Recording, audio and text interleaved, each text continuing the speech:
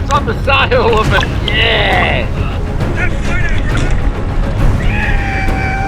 164. Hey, welcome back to Spearfishing Down Under, everybody. Today, absolutely stoked. I am talking to two of my very best friends, Bryson and Nikki. Nikki, you've been on Spearfishing Down Under with us before. We headed out here locally and you shot your very first jewfish, mullerweight. Really good fish, 20 kilos as well. Shot it over my shoulder, stoned it, first fish, it was really awesome. Bri, obviously we've been diving together for 15, 20 years, won the Australian titles together a little while ago and done lots and lots of diving together. Today, we're gonna have some time talking through a incredible fish that was shot recently, but not just one fish, it was 4 different fish over about 8-year period, Nick, is that right? Yeah, so originally in 2016 I started targeting billfish, yep. And it was 2017 when I first landed my black marlin. Yeah, wow. Now, these fish, for all Spearos, in their own right, are incredible fish. What is it about billfish, like from a female spearfishing hunter, what is it about those fish that we just love to target? They're just, like, when I didn't know better, it just seemed out of reach, unfathomable, like just completely unachievable. And, you know, just talking about it or saying even I would like to spear one day, people would sort of look at me like, you're kidding yourself. So if you're going to tell me I can't do something, well, it's going to make me want to do it even more. No doubt. Yeah, and then when I slowly learnt more and more about billfish, I knew that it was achievable. Yeah, and we're talking today about a super slam. What's that? A super slam for a Spearo is when you land 4 billfish species, but not in one day. Yeah. Now, for you, that is? So first was the black marlin. Yep. And then I landed a sailfish. Yep. Then a blue marlin, and then most recently a striped marlin. Now, we're going to talk about that last because it's one of the most incredible fish that's ever been shot in Australia, in my opinion. And by a woman, by far the most incredible fish ever been shot in Australia. Bri, you've also shot a bunch of billfish as well? Yeah, I've only shot the, what is it, the slam? The grand slam. Yeah, I've just shot the marlin species. Yeah. So you've done black, blue, striped. Yep. And missed about 350 sailfish. Yeah, definitely. Yeah, yep, you've been a part of that. No doubt. 8 years. A lot happens in 8 years, Nick. Obviously, we've known each other for a long, long period of time. The last 8 years have been crazy for you, girl. Talk us through the last 8 years personally, which really then ties in with the incredibleness of what this actual achievement is. Yep. So over the last 8 years, only one of those fish, I wasn't a mum. Wow. So that in itself presented so many challenges. Yeah. You know, and we were living in a remote community in the Pilbara. Yeah. So we were very much isolated and we didn't have a strong community at the start. So I only went to the Montebello Islands twice. Wow. When we were in Western Australia, and it was just down the road. Yeah, wow. So, you know, that's just an example. Yeah. But yeah, if it wasn't for the team of people that we did have for those 3 fish following, I would never have landed that fish. Yeah. So over the last 8 years, most of my life I have lived in North Queensland. I'm from the Burdekin. That explains so much. Grew up in Ayr. Then I moved to Townsville for university. I worked and lived there for quite some time, and that's when I started to get into spearfishing. I later met Bryson at a spearfishing comp that our club held, and we became friends, and then later in the piece we got together, and I ended up finishing up with my job and we started traveling Australia in a troopy, and we took the boat so that we could try and get to some of the most remote places in the country. So, and then after that, we ended up moving to Port Hedland because we were having a baby, and we were there for about 1.5 years, not even, I don't think. And then COVID happened and we were locked down there, and you know, there was pros and cons. We got to travel the state with far fewer people there, which was great. But then, yeah, fast forward 5 years later, and then we're out of there, and then we've moved back to Tweed. Now, let's go back to your very first billfish. So the very first billfish I targeted was a blue marlin in Exmouth because I was there for the national titles in 2016, and Bryson got me in touch with Lee and Nikki Mitchell, and they gracefully offered to take me out on the boat and have a crack. And unfortunately, I lost a fish estimated to be about 180 kilos based on the short length, and you know, Lee is looking at blue marlin every day of the week. So I go for a brain shot mostly, or just sort of behind the gills, somewhere in that area, because I want it to die. I want it to stop moving. I want it to be out of pain. So I did the same thing with this blue. And what happened was, so quickly, you know, they're moving so quickly. I've gone for that shot, and it's moved ever so slightly, and instead of going through the whole body of the fish, it's probably only gone through a portion, and then the rest through the gills and out the gill plate. So there's just not enough flesh there for the slip tip to toggle. And unfortunately, now, people don't realise that. Sometimes that gill area is like such a great thing, but if you get it clean in that gill, there's nothing. Like there's no meat there, there's no bone there, there's only gill raker, and that fish went like fast, right? Such a powerful fish. You know, I thought before you know, there's microseconds happening, I thought I'd nailed this fish. All this blood coming out of it, it's clearly got something vital. So, and blue marlin, you know, they're just so powerful. Of all the species, they are so powerful. That probably was the spark to get you really want to shoot these species. Is that what happened? Yeah, and to lose a fish like that, you know, like that's crazy. The first one you landed, which honestly is also an incredible fish because the sheer size of it. I love the fact that you've shot two of the biggest, obviously marlin of both species, the black and the stripe. Now, talk us through that black, because the footage of it is so cool. I love watching it.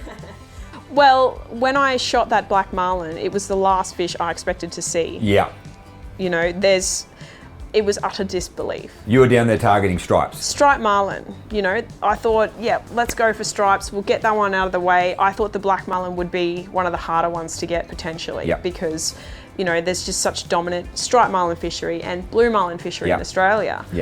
So to spear that fish, we both thought potentially could have been a stripe at first because it was so big. We didn't know if it was sort of the coloration had made it look different to us. Watching it swim, like, because when I jumped in, I just swam straight down and stayed there.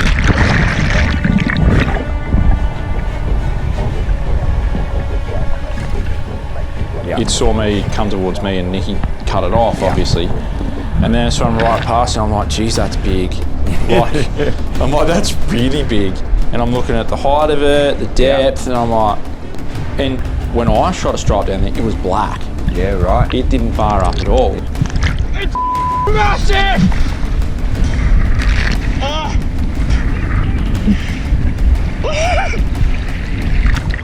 Nikki's just been hunting without the blue boomerangs on, you know? And then it kind of, and then I think Rizzo's like, no, that's a black. Now, black gets shot and baby comes. So I sort of thought, well, how is it gonna go now with this quest for the billfish? You know, it's substantially harder. And we were in Western Australia. I'd had a pretty rough pregnancy. I didn't realise I had chronic appendicitis. And Blair was about 5 months old. We'd been planning to go to Exmouth for a week or two, and I had to get my appendix out. And I had to ditch her with a friend's wife who I'd never met. He was out at sea, and then we went to Exmouth. I was recovering from surgery, and that's when we went to target sailfish. So I had Blair on the boat in a bouncer. That's cool. Bryson, my mum was there. Lee was driving the boat. And I think I even forgot to put my weight belt on when I jumped in. Anyway, I managed to get this sailfish. Look at her. Oh, she's shot you! What's that happen? Get that float out, right? That's the fish doing. So that was pretty cool. So Blair was in the boat with you. That's even cooler.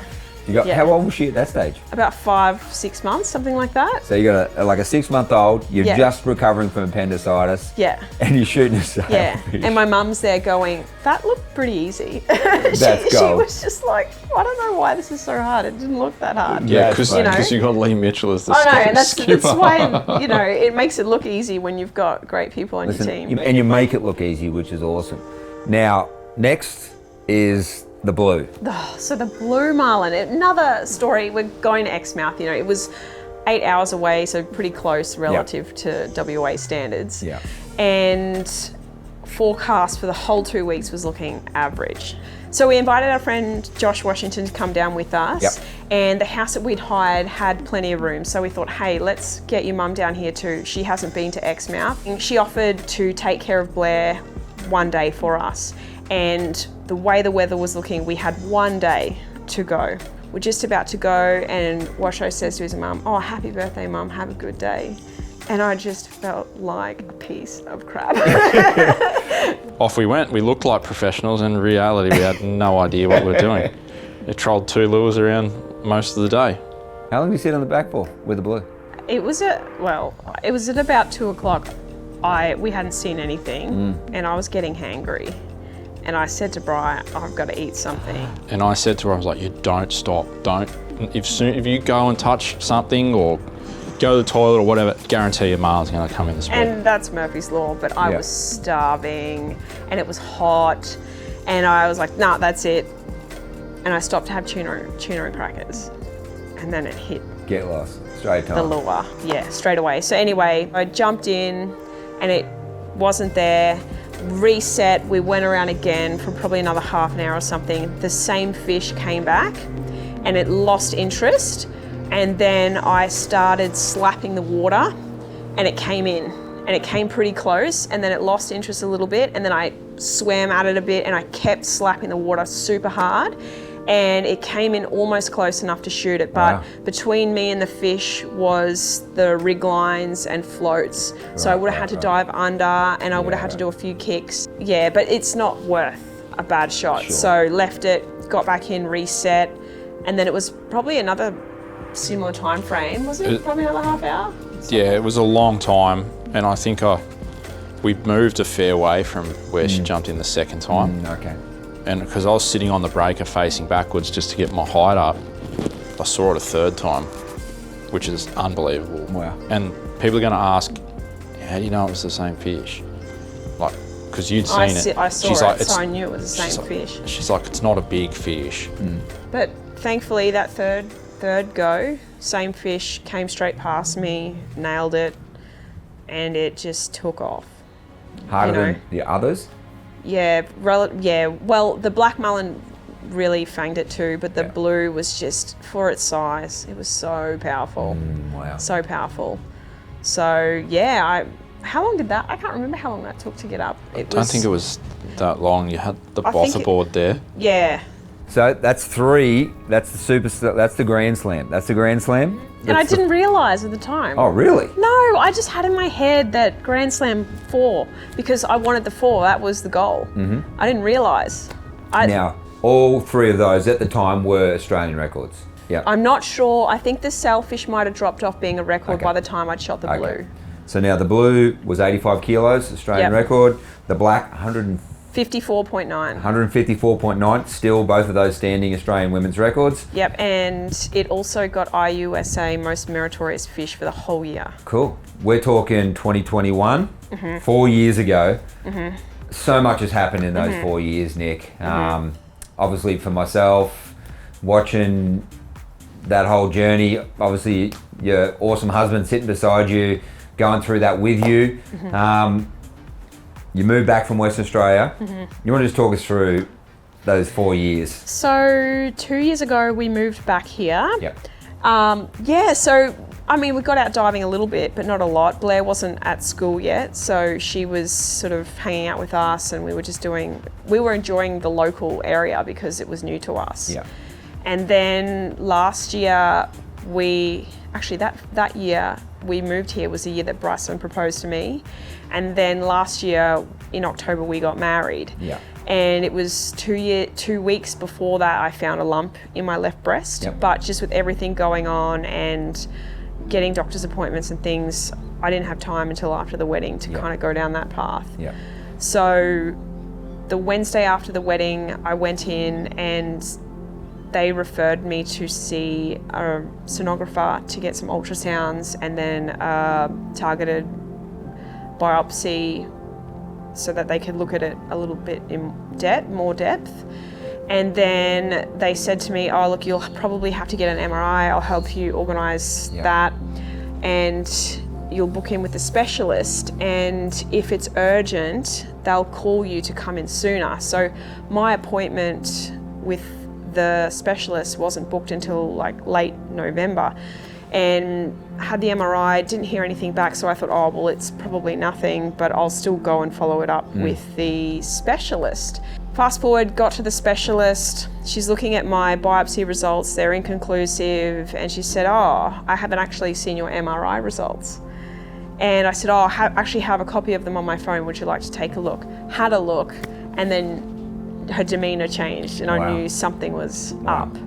So then she helped me fast track some follow-up appointments to get some more ultrasounds, biopsies, and on the 5th of December she told me I had breast cancer in my left breast only, and she said to me, I know this is short notice and you haven't had time to process this, but I'd really like to suggest you have a mastectomy tomorrow. Wow. So Wednesday was the last day of school. Thursday we had that appointment with the surgeon. An hour later we had Santa photos. Wow. Friday had the operation. Blair had her dance concert on the weekend. I missed out on that, and I spent about 5 days in hospital. Wow. And then I spent sort of most of December recovering, Christmas period, had lots of people around. And then on the 3rd of January, I had my first round of chemo. Yeah, wow. Nikki getting a discount, cutting her own hair. Definitely one of the weirdest things that has ever happened to me. Now, obviously, Bri works, like people that don't know, works month, fly in, fly out, 3 weeks. 3 weeks on, 3 weeks on, 3 weeks off. So, Bri, for you, like, mate, you've been married for a couple of days by the time you find this out. Yeah, you make some vows, so you got to, you know, hold true to them, don't you? You do. Yeah, so I said I can take time off, like the boys at work were like, whatever you need. Yeah. And Nikki and I talked about it, and she's like, well, I don't know how long this chemo is going to go on for. Don't know how worse it's going to get. Yeah. You know, it's because it's a primary cancer. It could be secondary anywhere throughout the body. So at some point. If it's bad, I might need to take time off down the line. So I kept working until we kind of knew more. Yeah. Well, it was more while I was good. Yeah. And I had, because it was that Christmas period, my parents were around, my brother was around. Yeah. When they all had to return to their real life, Yeah.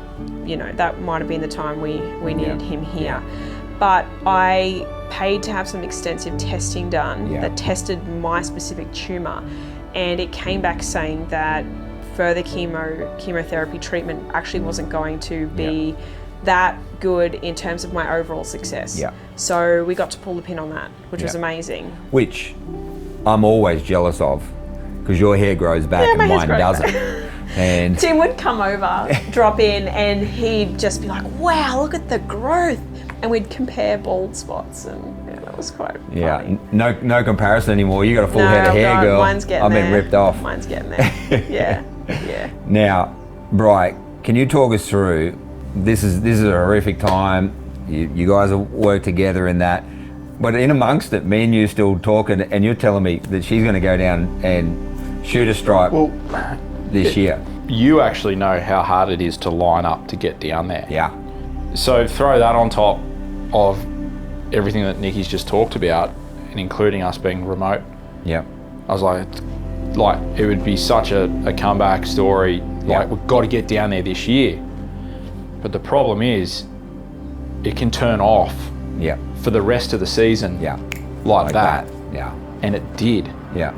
So The 2 weeks earlier, I know that there was so many marlin, you just chuck your gun over the side and you pull it up with a marlin on it. It was just wild. But you headed down 2 weeks later and you're saying the bite had gone, the swell had been massive in the middle. Oh. Yeah. Yeah, so if it wasn't for Luke Pat and his connections and being just so knowledgeable on the topic, Yeah. it obviously wouldn't have happened. Yeah. Like, we got there at 10 p.m. the night before, and there was 2 good days of weather leading into the Easter weekend. And I was like, what do you want to do? He's like, oh, we'll go tomorrow, it's the better weather day. Yeah. And swell's like 6-7 meters, it was huge. And the reports weren't good. The water had turned. If there was going to be better water, it was going to be off Burmy. And we were off Eden and launched the boat. The swell was so big that it jackknifed the empty trailer up against the car, which is something I'd never experienced. Yeah, wow. Went out there, total glass calm. Yeah. But you just couldn't, you lose the horizon because the swell was so big. But yeah, water temp come a little bit better, not even a half a degree, and it changed the day. Yeah. Now, here's the reality of this. I went down, like you're saying, 7 years between opportunities. So windows become small. For us, it's a big travel to get there, to make all that happen. But let's just heap it on the fact that you and I talking through the start of the year, you're like, I don't know if I can ever physically load a gun again. I don't know if I can ever physically dive again. I don't know if I could physically land a fish. Can you talk us through, Well, I didn't think I could even jump over the boat, into the boat. I remember us talking. And we were talking about, I said, let's go out and just shoot mackerel so I can know see if I can can get in and out. Load a semi-powerful gun, you know, something. So if it wasn't for being proactive with my rehab and going to see Taylor Cecil and then talking him through or kind of telling him about my goals, that I got to the point where I could load that gun. Yeah. Because it wasn't just a regular spear gun. Yeah. You know, it was a highly powered inverted roller gun. Now, just can I clarify something? A mastectomy isn't like we're going to take a tiny biopsy. No. A mastectomy, entire breast. Yeah.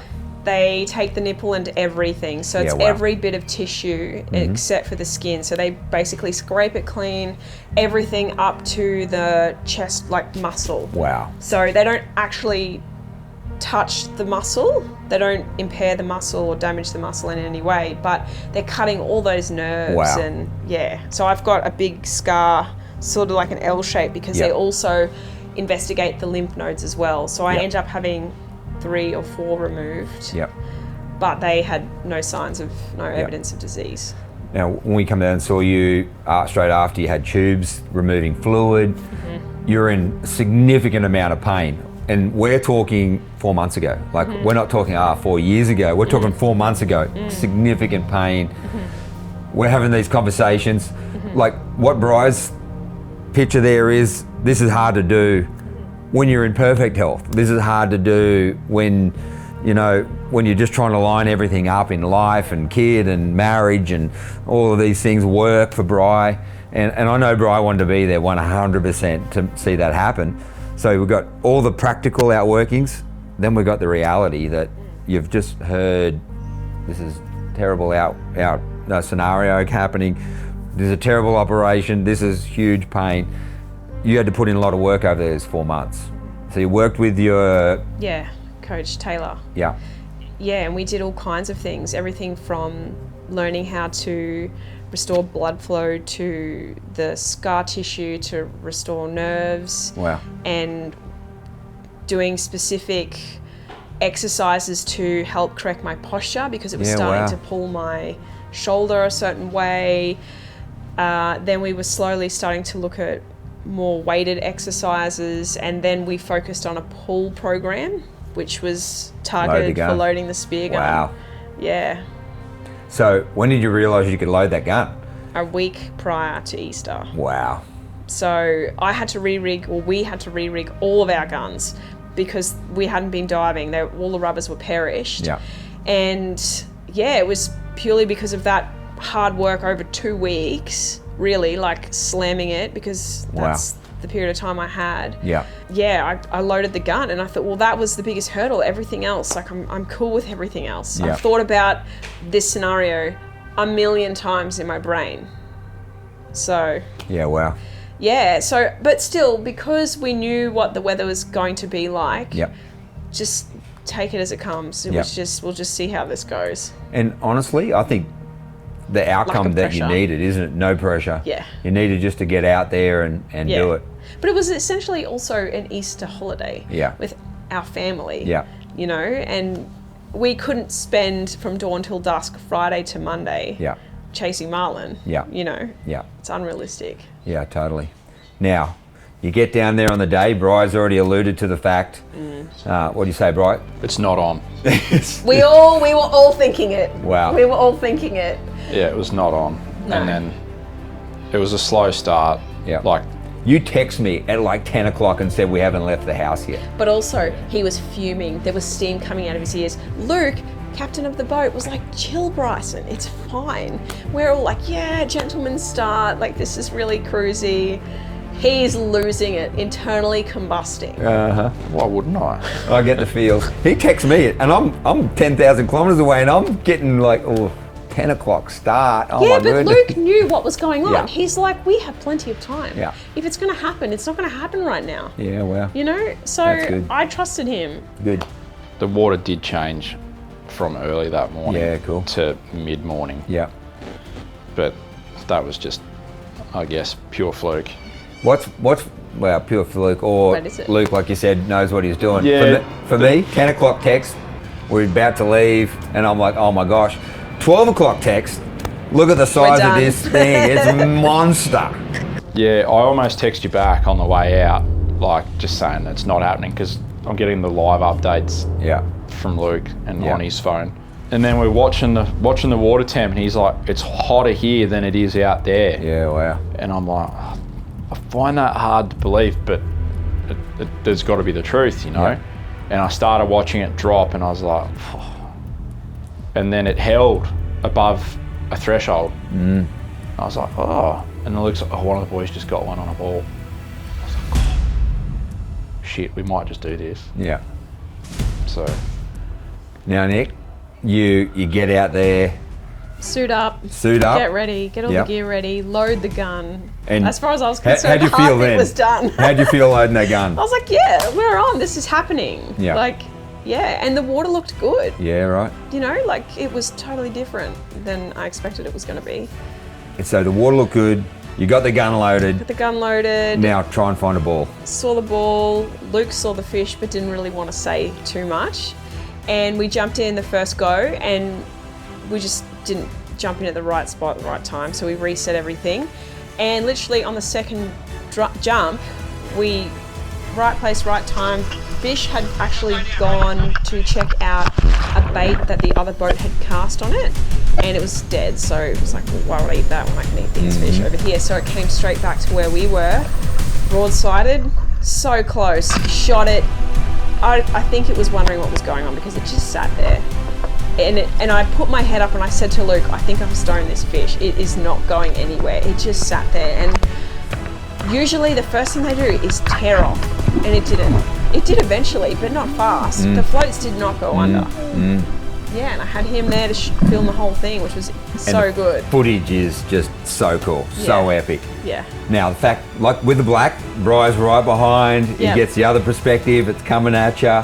I love that bit where it just comes down and you're like, it's good-oosh in the back Yeah. of the head. Yeah. And a great shot. Were you? Yeah. Is that the shot you hoping for? Yeah, that's the shot I wanted. That's the shot that I like because it went through. and it's not in the gills. It's not in the gills, but I learned not to do that, obviously. Yeah. And just the slight angle and the pressure Yeah. of that toggle on Yeah. the vital organs, Lower guard. 100% slowed Yeah. it down. Slowed it down. So good. Talk us through the fight. It was actually pretty cruisy. Like it was tough. Like there were times I was exhausted, but it was like this is just part of the process. Like Yeah. it was never stressful, except for when Bryson said to me he thought that it hadn't gone all the way through. The side, when she shot it, I swam over the back of the fish to try and get a visual on the slip tip, and it was still sitting on the cone piece. Right. So I noticed they used a rubber band to hold the cone piece on, and I was just, I don't know. And then the marlin disappeared out of sight, and so I was just, oh, I'm not sure, until the fish got closer. But it was good watching Nikki from close by, because it's actually funny, not for her at the time, but watching her get dragged backwards while trying to load a second gun. Yeah, wow. Yeah, that's pretty funny. But there's a lot involved with trying to do all that to the record standard. Yeah, totally. And then not be too gassed out to go swim down and put a second shot in the fish. To spear and land a fish to record standards, you need to do everything yourself. Yeah. So you have to load the gun, but not just the first gun, the second gun, the third gun. It can be 5 guns. Yeah. So, you know, depending on how long you're fighting this fish for, you're getting more and more tired. So having to reload, go down, shoot it again, you know, you're gassed from you know, all the CO2, you're tired. Yeah. So that is difficult, but that's what you need to do. Sure.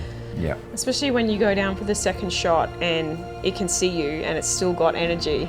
And the second you get closer, it's kicking harder. So, you know, that second shot, I wanted to shoot it in the brain, but I physically couldn't get near it. It was that long. So my second shot ended up being in the tail, which turned out to be a great shot because it did not like that. Yeah, wow. Really slowed it down, So second shot's in, came back up to the surface, started to realize how big it actually was. And it was still swimming. It was slowing down, but not slowing down fast enough. So calling for the third gun. Yeah.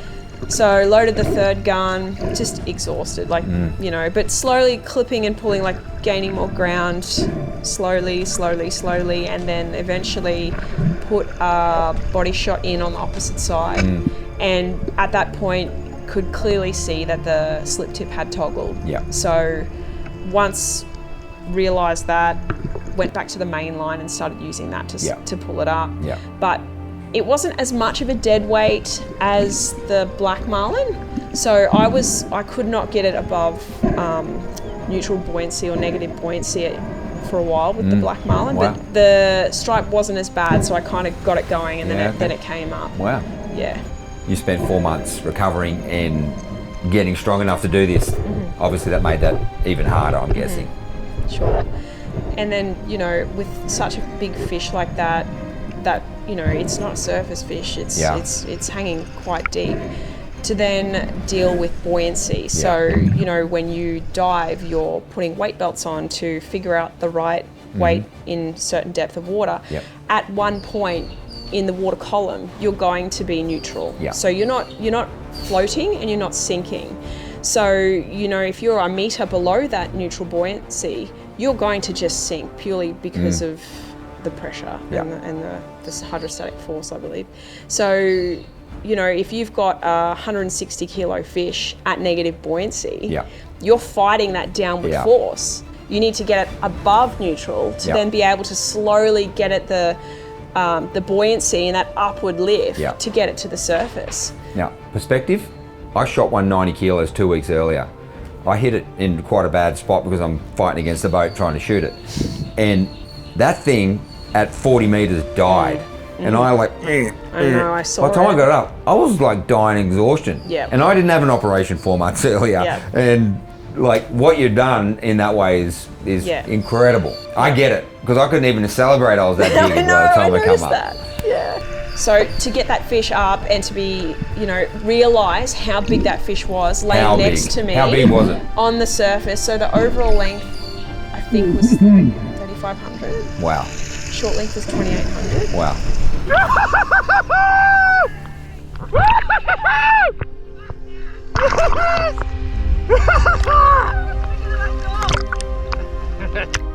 Oh yes! Put it there! Oh, high five on the sail of it! Yeah! How good was it when it flared its dorsal?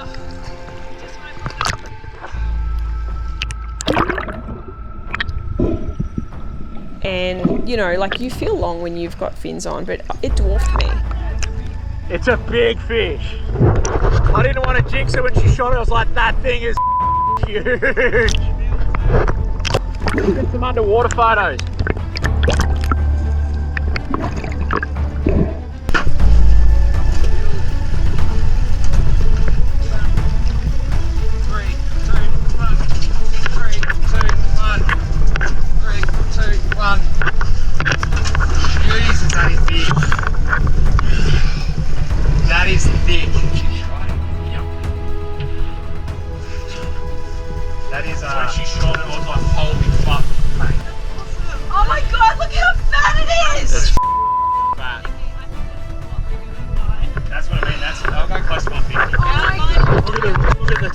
Look at that.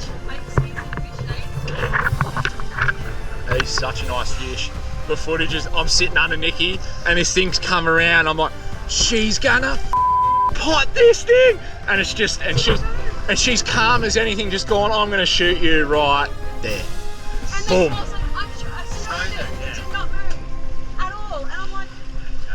Fucked.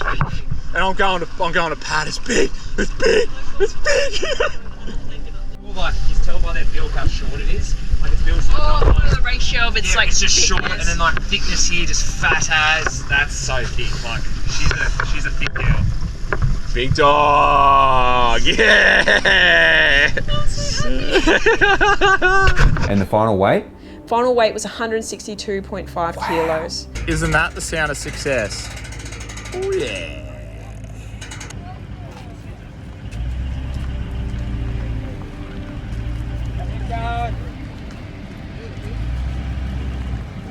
Yeah, you good? We were all estimating 140s on the boat, but to get it on the gantry and hear that it was in the 160s, you know, waiting for it to level out, I just started crying.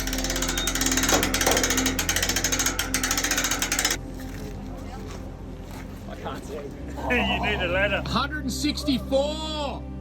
Holy.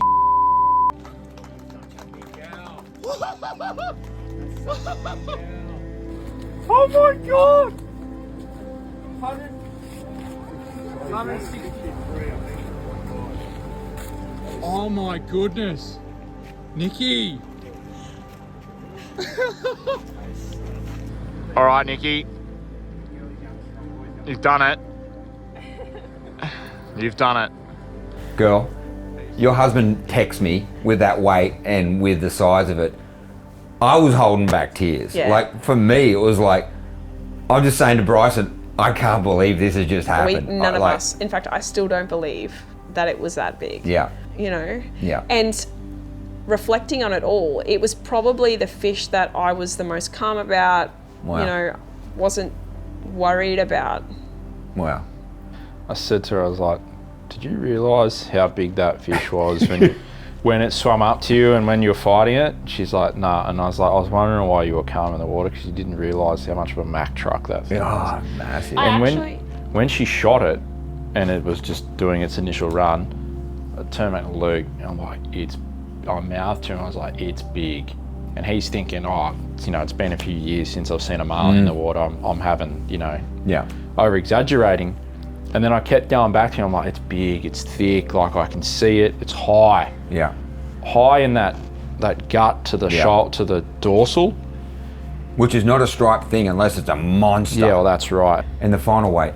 162.5 162.5. Yeah. Now, it goes up, you look at that, you start crying. Yeah. Bry's... Onto my 5th beer by then.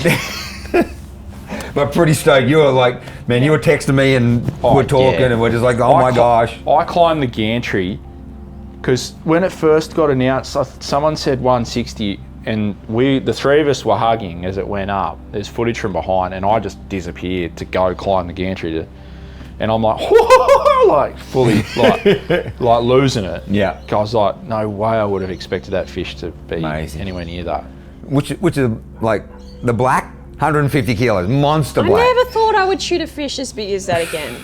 Then ever. you beat it with the stripe. After everything, you know? Crazy. Like, so yeah, now I'm just like, oh, you know, I'm not chasing another fish right now. That's a question people keep asking me. Wow. I'm really content. But it doesn't mean I won't in the future. Yeah, sure. But now I know that I've got options. Yeah. I didn't have options before. So in terms of records, it breaks quite a few. Yeah. So it broke Luke Patt's Australian record. So the skipper it's on the open, boat. men's and women's. Opened. He had the open men's Australian record and women's. It is the IBSRC open world record. So that's the blue water men's and women's. Free swimming. Free swimming. Yep. And then it is the world record for the IUSA board. Women's. Yeah. Yes. So I believe I will be the first woman in the world to spear a super slam. So cool. Yeah. That's incredible. Yeah. Now, again, looking back on the last 8 years, looking back on what's happened in the last 8 years, looking back on, go all the way back to moving, to traveling, to COVID, to having a baby, to getting married, to going through breast cancer and surviving breast cancer.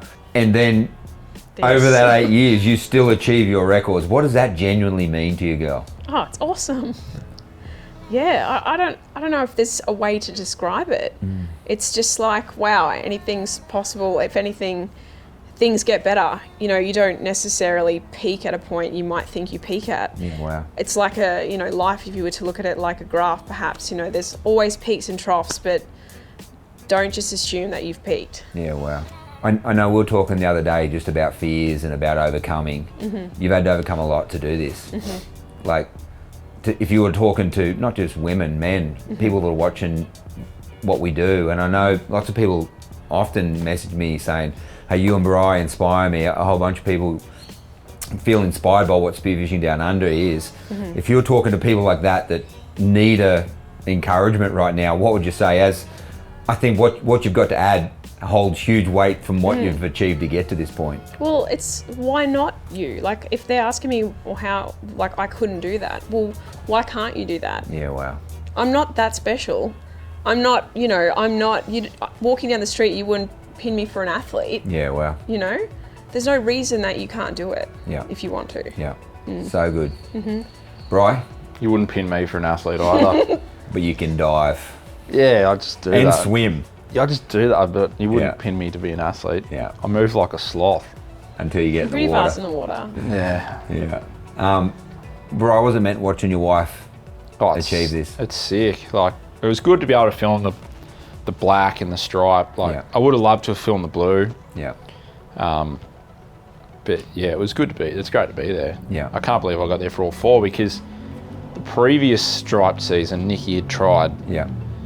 and unsuccessful with Luke Pat. Yeah. And I was at work, and it kind of ate me up because I wanted to be there. Yeah, wow. But yeah, this was a better outcome. This was a better outcome. Just the had- best outcome. Just had to wait another year. The timing is right when it's right. And it was right. Yeah. And then literally within 2 days of that, the fishery shut down for the season. Wow.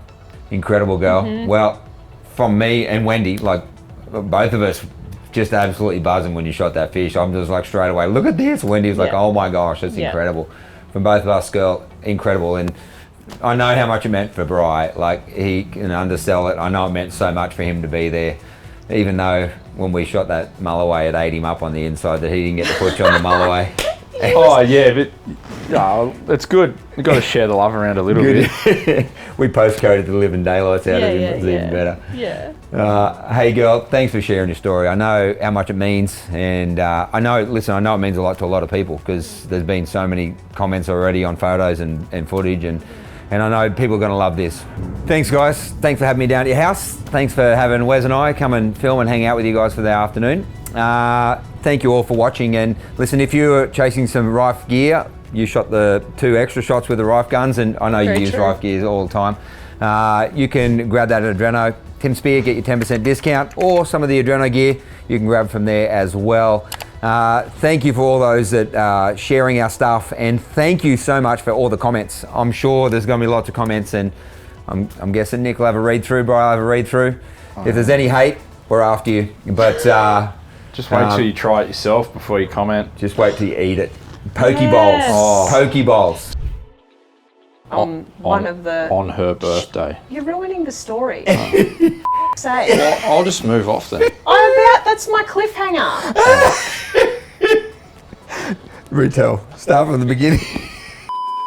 Make sure you use the code Tim Spear. And we've got a little ring in. Shrek from the Spiro.